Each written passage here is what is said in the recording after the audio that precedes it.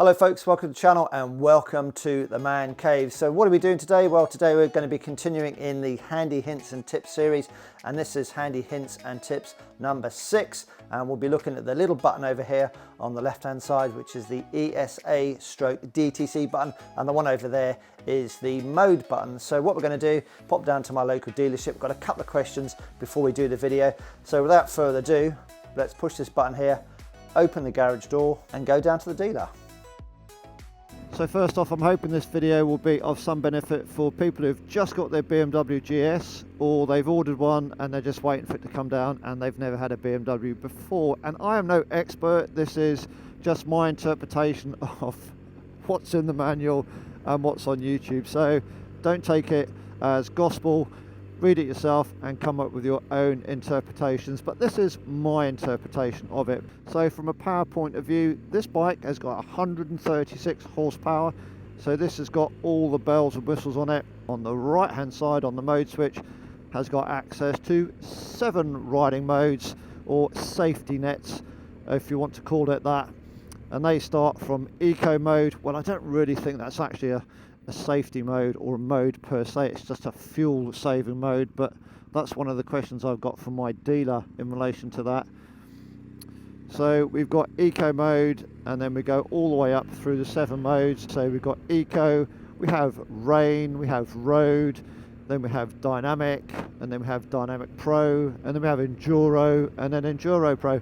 And folks, don't think of the Pro as being a professional mode. All it means is it's programmable, so you can dive into it and you can make several changes within the Pro mode to configure it as you want within the limits of the boffins that BMW have allowed you to do. So that's all that means. It's not professional mode, it's just a programmable mode. I've sat there with my tea and biscuits, thought I've understood it all, and then turned the page and then suddenly I haven't got a Scooby what's going on. So that's the purpose of this video, is to try and help you good folk out there to understand what the mode button's doing and what the suspension button is doing on the left hand side, and basically what kind of safety net is the bike giving you. So that's what we're talking about today, the handy hints and tips of the safety net of the BMW R1250GS.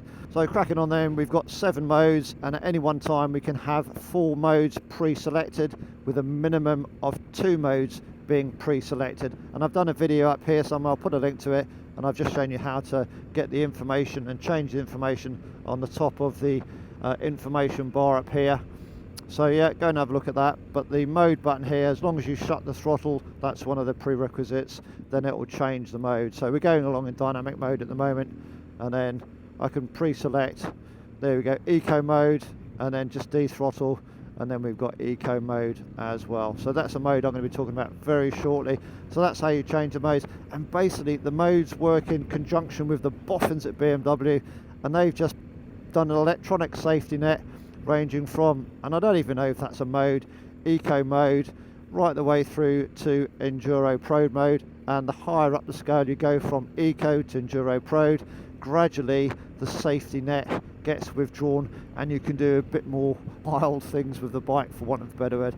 So yeah, whether that be wheeling or spinning up the rear wheel, the safety net gradually comes off depending on what mode you have got selected on the handlebar here. So I mean, that's all we're going to talk about in relation to the modes. It's just a way for you, if you don't want to touch anything else on the bike, just select the mode 1 through to 7, and then it changes the suspension, it will change the throttle response, and that will also change the ABS and the sort of wheelie control slash dynamic traction control. The wheelie control and the dynamic traction control, they're all sort of one bit of the safety net. That's a combination. So DTC is actually also your wheelie control as well. And I don't know why anybody would want to use the eco mode unless they're running out of fuel and they need to stretch the remaining fuel for them to go for a long distance or longer distance. So apparently it sort of does something to the torque, and one chap I looked at the YouTube video yesterday, I can't remember his name, American bloke, very good actually, and he just said he was riding in eco mode, went to overtake a car, and basically naff will happen. So eco mode, as the manual says, it reduces the torque. Yeah, so it's flat as a witch's. So yeah, it just sort of strangles the torque, but has it got 136 horsepower? That's something I'm going to go and find out. I have absolutely no idea. But I believe all the other modes, Rain through to Enduro Pro, have 136 horsepower. That's it. Other manufacturers, they actually reduce the maximum horsepower depending on the modes, but this one, I believe, it's 136 horsepower across the board, across the modes. So that's the first thing I'm going to say you need to know, and if I've got that wrong, then I'll clarify it somewhere else in the video when we get back to the man cave. I'm all steaming up here with my flipping glasses. I hate wearing glasses. So let's get a bit of a, yeah, so I don't know, it still goes, it's just not as oomphy, but it's still got power there. So maybe it still has got 136 horsepower. I don't know. So anyway, so that's the eco mode. If you want to get as much fuel out of much distance from your remaining fuel, that's what you need to do. You need to keep that bar fully green to stretch it out as much as possible. But a good rider could do that anyway. So that's one thing. And the other thing I just wanted to see was, can you switch the ABS off? Now, I don't think you can. I've tried, I've long pressed the button up here, I've short pressed it, I've stood on my head, I've done cartwheels. I don't think you can switch it off. You can switch parts of the ABS off when you go into the Enduro Pro modes, but I'll put a little chart up here a little bit later in the video. But I don't think you can actually switch it off. I think that's a European regulation that you cannot switch the ABS off. So I'm just going to go in here and find out. So we'll be back in a moment.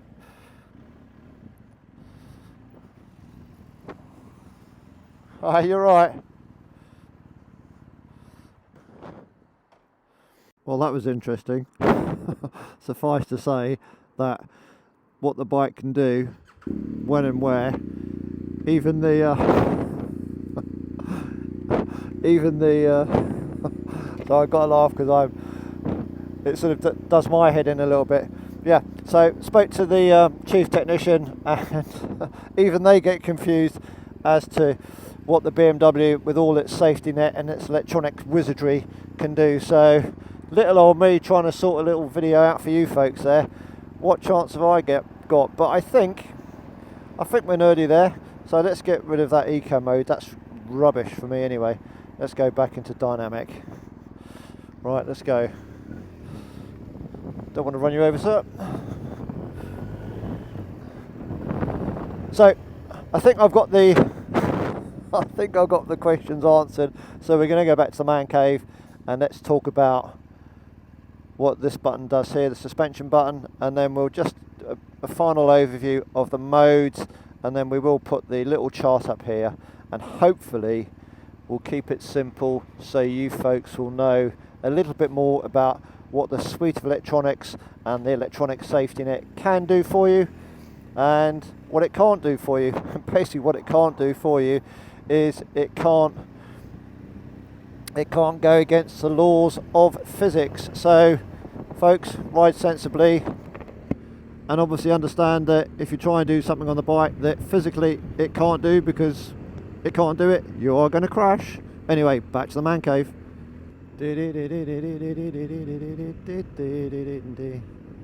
I'm nearly back in the man cave, folks. So let's just talk about integral brakes. That's something we didn't talk about as part of the electronic safety net. So the integral brakes then, if you didn't know about it, so BMW safety feature, so if you apply the front brakes, then the system then will apply some pressure to activate the back brake as well. But if you operate the back brake on its own, then the front brake doesn't activate. So it's just when you operate the front brakes, if you don't press down on the pedal, then the back brake will also have some force going to it as well, just to aid the stability of the bike. So back in the man cave. Okay, before we go any further, it's a little bit of an admission on my part, a schoolboy error. We're talking about manual, so my bike was PDI'd before I took possession of it. back in May 2022. It's the TE model. So they PDI'd it, and then basically I put this manual, because I didn't want to get it dirty, in its wallet, in a drawer in the garage, and there it's laid ever since. However, before I did that, I downloaded the wrong PDF manual from the BMW Motorrad website, and that's why I incorrectly thought on this model I could switch the ABS off, hence me going down to the dealership to try and work out how to switch the ABS off. I now know we can't, because I downloaded the wrong manual. So yep, folks, before you put this somewhere safe, make sure you download the right manual for your bike. And as it stands, I did download one of the EU manuals, because I live in the UK, and it was the wrong one. So this is the one I should have downloaded, and it's actually a US manual, and it's exactly the same as this one. So having read that one and this one, they are exactly the same.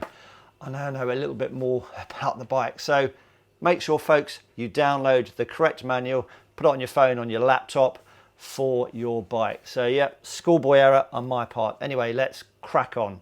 So I want to keep this video really simple whilst I've been doing the background work, the preparation work for it. Man, I've been so confused about all the BMW acronyms. We've got DTC, ABS Pro, DBC, ESA, HSC, MSR, to name but a few, and my brain was about to explode. So this video, we are going to keep it, Janet and John, very simple. So basically, the main systems on the bike, we have a system to prevent you from losing control of the bike as you slow down. That is the ABS, the anti-lock brake system.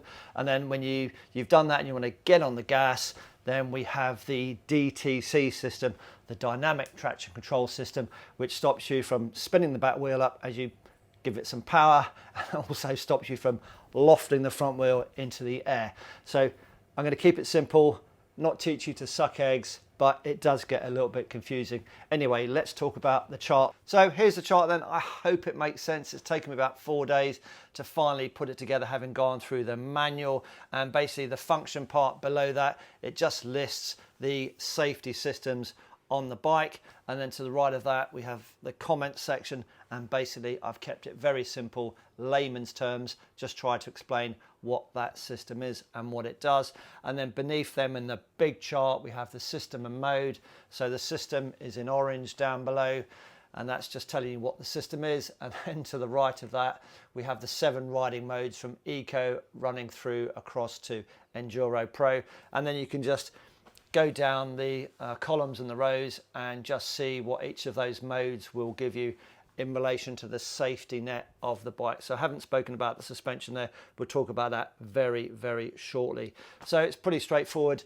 Hit the pause button, copy it, download it as a PDF if you want, put it on your phone, have a cup of tea, have a look at it, and hopefully that will make sense. And if you've got any comments to make, if I've totally got things wrong, put them in the comments section down below so everybody can have a look at them. So a recap then in relation to how we use the mode selector button on the right hand side of the handlebars. The boffins at BMW have given us a list of 7 riding modes for us to use, that electronic safety net.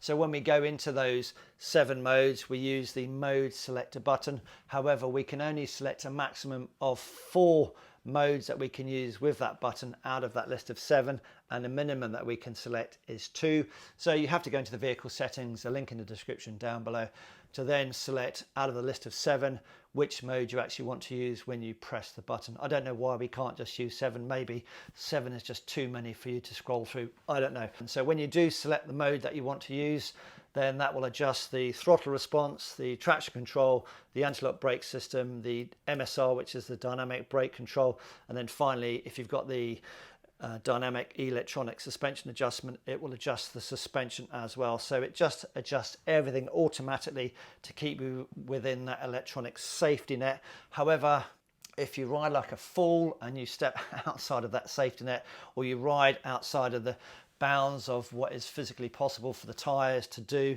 on the road, that kind of stuff, then you will crash. So you have been warned. When we're talking about the Dynamic Pro and the Enduro Pro, it's actually further customizable for you. So if you're a pretty good rider, then you can dive deeper into those programmable modes, not professional, it's programmable modes, and then just alter them as you see fit. So just in relation to all of those modes, when you select the mode from the mode button, and when you switch the ignition off and then back on again, the bike will remember what you last were using. So it retains that mode. So the bike is very clever, full of lots of sensors, measuring, for instance, things like the rotational speed of the front and rear wheels, what the suspension is doing, throttle position. We also have a 6-axis IMU which sits under the rear seat. That measures the pitch of the bike, the roll of the bike and the yaw of the bike, together with how fast things are changing, and all this information is fed back into the central brain of the bike, and then that hopefully keeps the rider and the bike within that electronic safety net. However, there are things that we can switch off. So what can we switch off? So there is actually only one thing that we can actually switch off within this electronic safety net, and that is the DTC, and that is the dynamic traction control. And we switch that off by pressing the button on the left hand side, and then you can switch that off in any of the modes, so from Eco mode to Enduro Pro mode. And then once it is switched off, you'll get the solid orange stroke amber light warning on the TFT to let you know that the DTC has been switched off.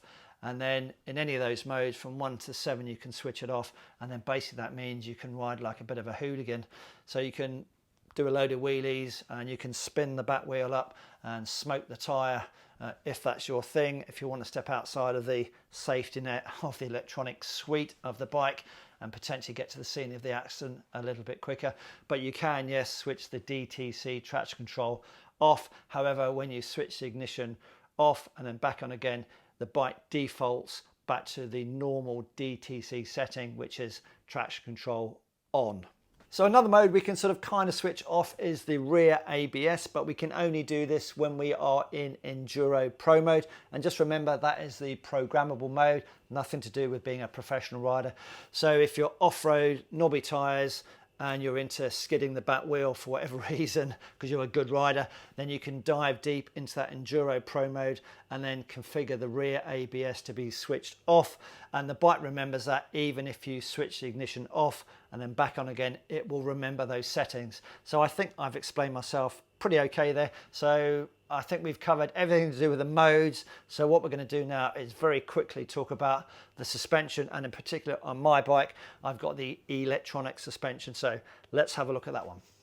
So we all want our bikes to handle really well, and basically suspension to some people is a little bit of a black art. So it normally involves then, for instance, on my KTM 890R, if I want to adjust the suspension on that to either make the bike more comfortable for me or to firm it up to make it more aggressive, I have to take a screwdriver and adjust things like the spring preload, the compression and the rebound damping settings to get the bike to handle how I want it to handle. But truth be known, most people really don't bother with this because they're a bit scared of adjusting things on the bike. However, the boffins at BMW have come up with a solution to make it easier for us to adjust things on the bike, and that is the electronic or the dynamic ESA electronic suspension. So let's jump straight into that and keep it very, very simple. So suspension wise, what exactly have we got on the BMW? Well, we've got that slightly quirky front end, which is the telelever front end suspension.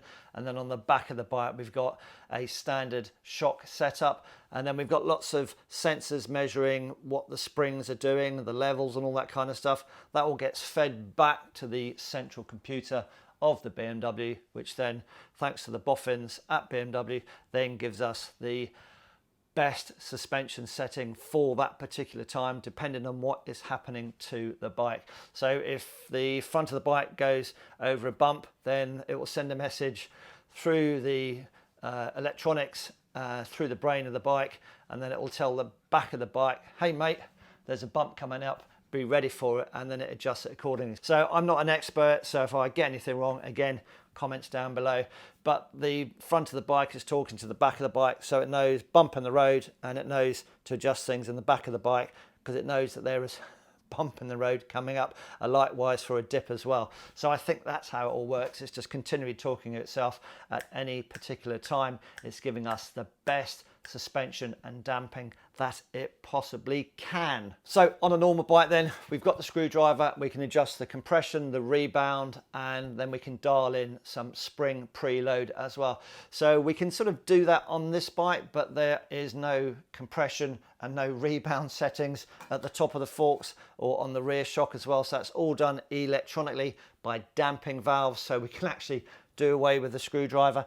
And then on the front of the bike, so it does the compression and the rebound through damping valves. That's all done electronically, so we can't adjust anything on the front of the bike, and we cannot adjust the spring preload on the front of the bike. The only preload that we can adjust is on the rear of the bike, so that is done electronically, automatically by us. So how do we do that, and what modes can we select? So let's have a look at that now.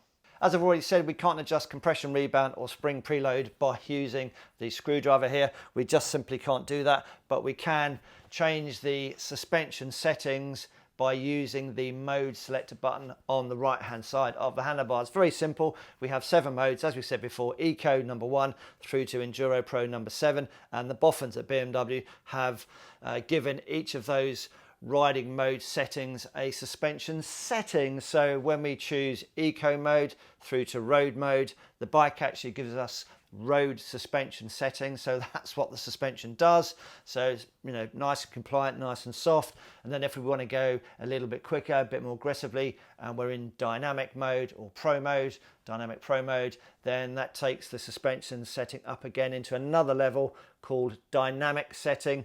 And that just sort of makes things a little bit firmer so we can have a bit more of a sporty ride. And if we want to select Enduro Pro, then that's a whole different ball game, and that suspension setting is given the Enduro suspension setting, but that's all done automatically by using the mode selector button on the right hand side. So yeah, that's how we can sort of control the suspension setting. So BMW have actually allowed us to actually change the damping setting of the bike. So if you're in, for instance, dynamic mode, so you've had a little bit of lunch and you're feeling a little bit bloated and whatever, and you like dynamic setting because you like the throttle response and you like the DTC and the ABS kind of stuff that's associated with that setting, well, you might think, do you know what, I'm a bit full actually. I don't really want the bike to be nice and stiff. I want the bike to be softened up, but I do like all the other settings that come with the dynamic setting.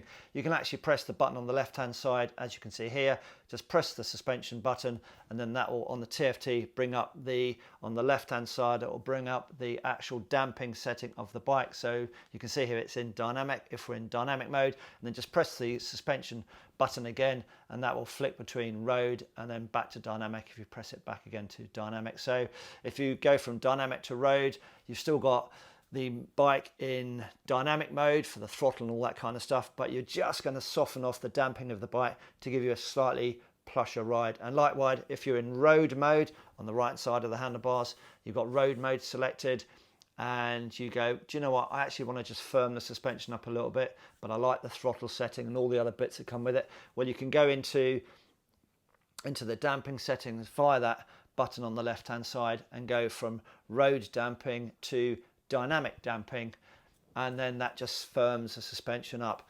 And then when you actually switch the bike off and then back on again, it will still retain that sort of selected damping setting that you have selected. However, if you then scroll through the modes, so if you're in dynamic mode and then you've selected on the left hand side, you've selected the road damping, but then you scroll through the modes, so you go from dynamic through to road mode, then when you go back to dynamic, the suspension or the damping settings will actually go to the default settings, which will be in dynamic mode. On the right hand side, it will be dynamic damping settings, and vice versa for road, if that makes sense. So we can actually also adjust the spring preload, but again, many people don't bother with it. So in normal default mode, the actual boffins have given the bike what they call an auto mode. So the actual rear of the bike, the preload of the bike will actually just sort itself out. So if you're, 1 minute you've just got yourself on the bike, the next minute you've got your panniers on the back, you've got your partner on the back, and 50 kilos of luggage or whatever. So the back of the bike's going to compress. As you then move away, all the fancy electronics, they then go, haha, the spring is compressed a little bit, I need to jack the spring preload up to get it to operate within its sweet spot working range. So as you move from stationary, it does all the calculations, and then the spring preload adjusts to then get the spring to operate within that optimum operating range of the bike that the boffins have worked out. Does that make sense? I hope so.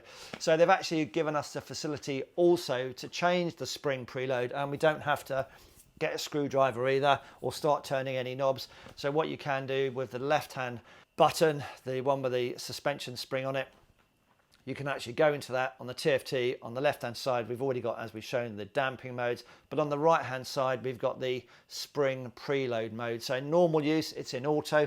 It does what we've just spoken about, but you can go in there and actually select a minimum setting for the preload and a maximum setting for the preload. So if you set a minimum setting, the actual bike, but you actually need to be stationary with the engine switched on, unlike the previous thing we've spoken about with the damping. You can actually do that stationary or riding, but to change the spring preload setting, the bike has to be stationary and the engine has to be running, because it's drawing a lot of power from the battery to operate the electronic motor that then adjusts the height of the rear spring. So yeah, you can go from auto mode, which most of us tend to leave it in anyway, and you can then select either minimum or maximum. So if you select minimum, whilst you're stationary with the engine running, you'll actually see the back of the bike drop down. So why would you use that? Well, a couple of reasons really. So if you're two up riding and you come to a halt and your partner wants to jump off, but they're a bit, it's a bit of a height to get off, then you can just drop the whole of the bike down and just make it a bit easier for your partner to touch terra firma, or indeed make it easier for yourself to have a stable platform whilst your partner gets off. So that would be a reason why you go to the minimum setting. And then why would you go to maximum setting? Well, if you want to jack the suspension up because you're going off-road and that kind of thing, then I know you've got the Enduro Pro mode, but you can then just fully jack the back of the bike up to give you the maximum suspension travel that the bike can give you if you're a bit of a hardcore rider. So those would be the two reasons why I think you'd want to go either minimum or maximum. So yeah, the BMW is very clever, and it will allow you to sort of go into the spring preload and adjust the spring preload settings. But just remember, you have to be stationary, engine running, and yeah, that's about it really. So when you switch the bike off and then back on again, the system will remember what spring preload setting you have requested previously by using that button on the left hand side. Well, that's it folks, we've come to the end of the video. Sorry it's a little bit of a long one, about 29 minutes long or something, so a round of applause to anybody that's actually sat through all of the 29 minutes. That's a couple of cups of tea and no doubt several biscuits. So as ever, it's always good to read the manual or look at YouTube stuff. Hopefully I've got something right and not too many things wrong. If I haven't got things right, comments down below. And if you're going to read the manual or download it, don't do the schoolboy error that I did. Make sure you download the correct manual from the BMW website. That's always beneficial, so you get the right information. So yeah, you can leave the bike in fully auto. The boffins have decided on those 7 modes with the associated damping settings for the suspension and the spring preload, so you can just leave everything auto and not touch anything. But it's always nice to know what the buttons on the right and the left do and what it does to the bike and all that kind of stuff. Well, that's enough for me, a complicated video to put together. I've had enough. I'm going to have a beer, and as ever, keep the sky up there, the earth down there, try and keep the bike upright. And if you're going to ride outside of the safety net envelope and outside of the realms of what is physically possible between the tyres and the road, then good luck, because you may very well crash.